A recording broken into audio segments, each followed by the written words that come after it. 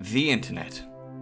A crazy place we go for information, communication, and to look at funny pictures of cats. It has undoubtedly changed our world since it started gaining traction in the early 90s. But how does the internet and social media nowadays affect us negatively?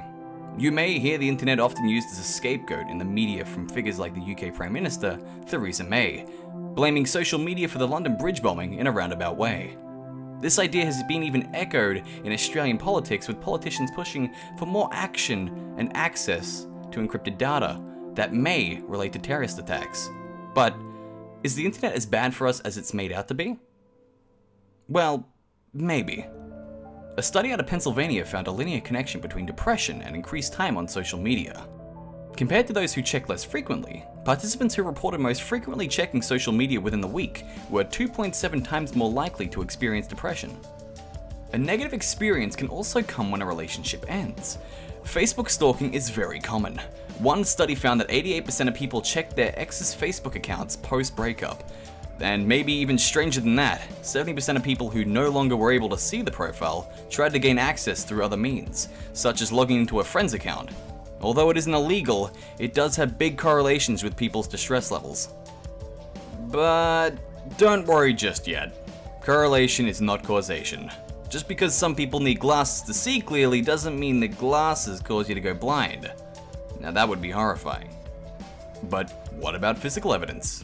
Well, researchers found in a study using MRIs of people's brains that Facebook cues were more potent triggers in people's minds than traffic signs. It also turns out that internet addicts have abnormal white matter, the pathways connecting different parts of our brains together. Specifically, those pathways are disrupted in areas relating to decision making, self-control, and emotions.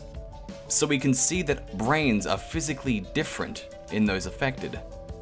But again, is this a correlation or is it causation?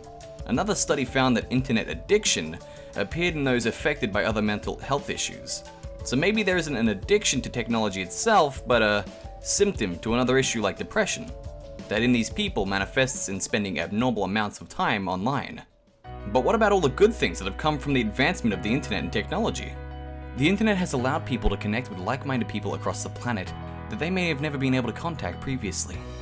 It's created jobs that couldn't be fathomed 10 or 15 years ago. Opportunities have risen for small businesses to gain traction, where they may not have been able to without social media beforehand. Brand new avenues for charities to accept donations. Online giving is exponentially growing, increasing from 23% in 2017, up from a 15% increase in 2016. The internet has also provided learning capabilities to those who previously wouldn't be able to do so. Be it stay-at-home mums, who can now do online courses, to children in rural areas that learn from teachers long distance. All in all, everything comes down to balance. Yes, the internet and social media can cause strife at times, but it's brought a lot of good to the world as well. It comes down to the individual people and those around them, keeping their internet use in check. And that includes you. If you think you have an issue, talk about it.